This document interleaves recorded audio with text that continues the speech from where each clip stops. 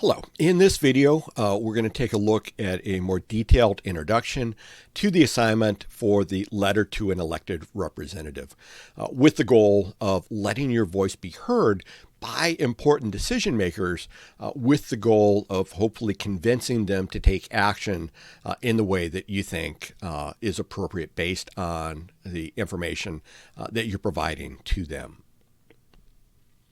So within this video, we're going to take a look at, in general, why you should contact your elected representative. Take a look at what specifically should be included in a letter to your elected representative. And then finally, because this is an assignment within the course, how will this letter to the representative be graded? So the first thing I wanted to cover is why you should contact your elected representative. And this isn't meant to be a civics lesson, but I think it's important to recognize that we are, in the United States, we're citizens within a representative democracy. And that's different than a direct democracy like that which was found in Athens.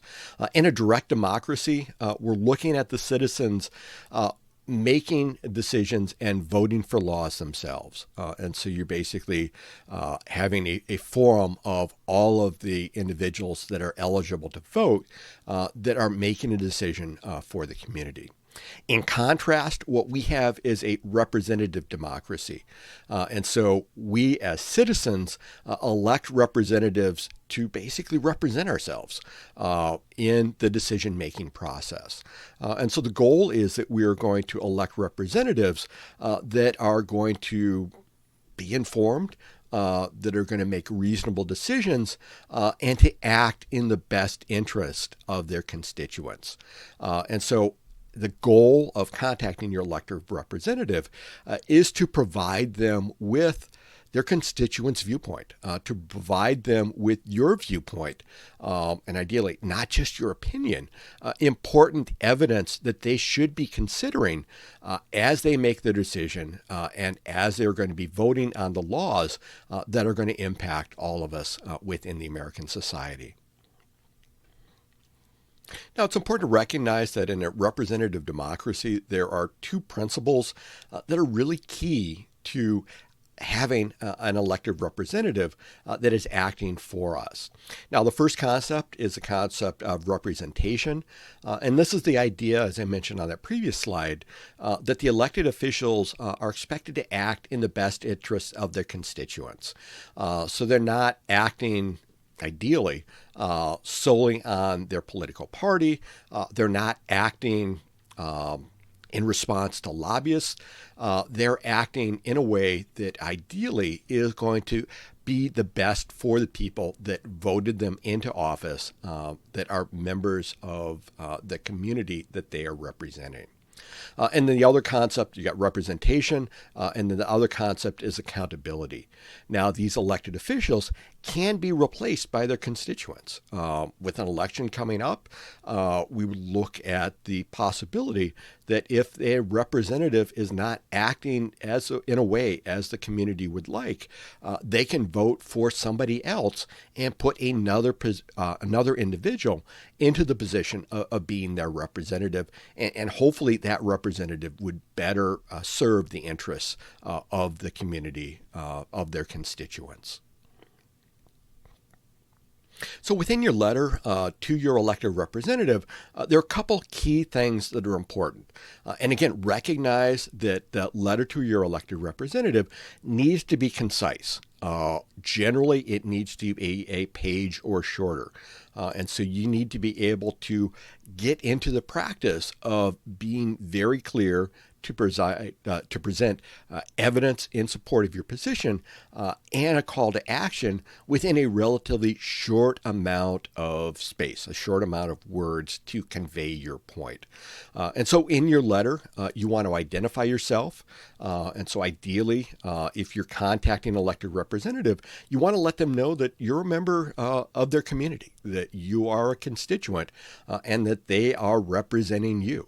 And so that is an important thing, that it's not, just some random call to action from an advocacy group spread across the United States and a mailing campaign of some type, but it is actually a member of their community and potentially a person that is going to be either voting for them or against them in the next election. You want to identify your expertise.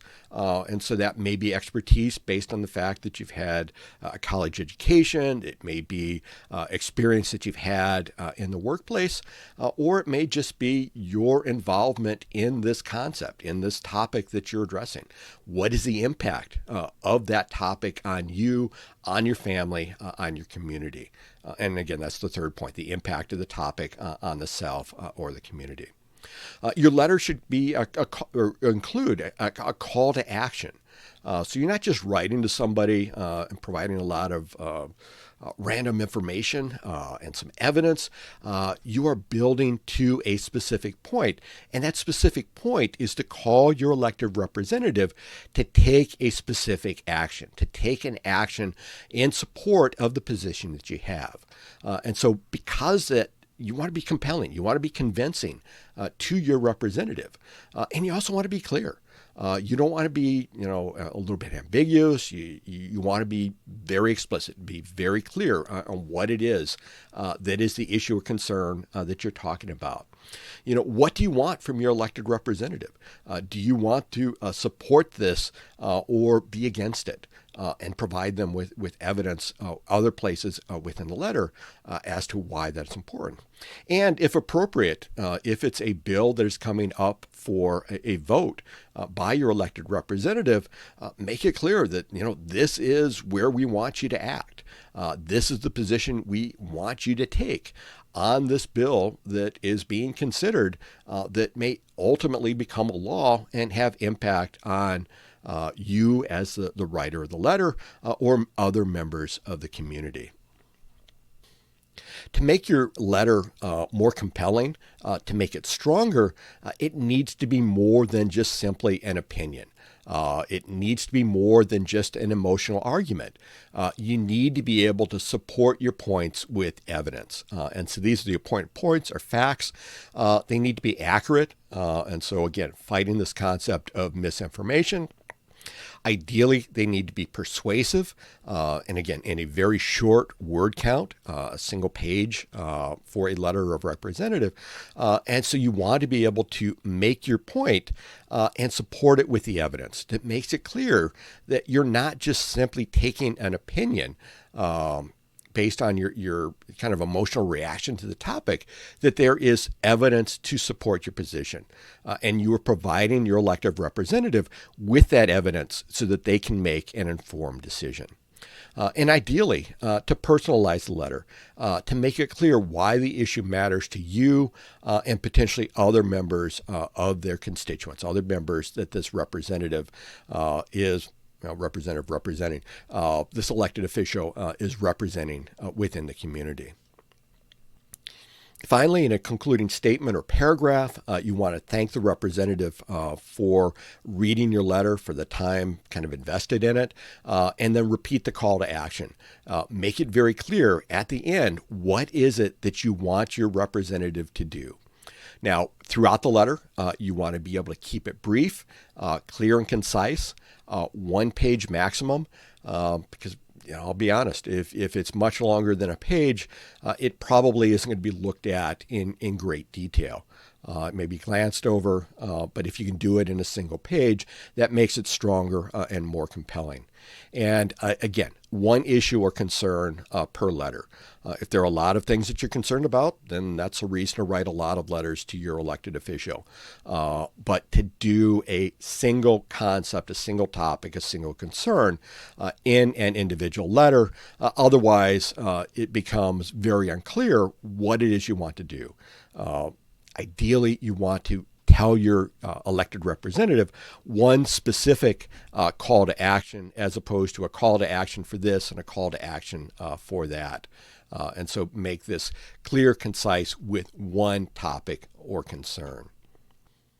And then finally, taking a look at how the letter to the representative will be graded. And so I basically sat down and took the criteria for the assignment and then broke it down into a rubric that extends from a novice level to a basic level to meets criteria and exceeds criteria.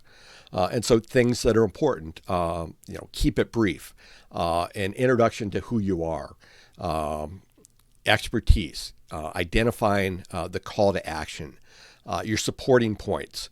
Ideally, the goal is to have a couple pieces of evidence, and ideally 3 pieces of evidence would be a good argument or good support to the argument that you're trying to make. And so taking a look at the criteria associated with that. And then again, in general, you're not going to include references within the letter to the representative, but you can provide that information on a second page that shows that you are not making this up, that there is credible evidence to support these points. In terms of professionalism, ideally take a look at it for spelling and grammar, and so very few spelling errors and grammatical errors is the goal. You want it to look as clear and professional as possible, and then a nice logical organization with topic sentences and transitions. And again, this will be a little bit challenging because you have a single page limit to do this, but it's not impossible, and it's an important skill to develop. And so we're going to be working on this to try to make it and try to help you develop the skills to be very clear and concise in your writing. As always, if you've got any questions at all for this assignment or any of the other assignments, please do not hesitate to reach out to me. Thank you and have a great day.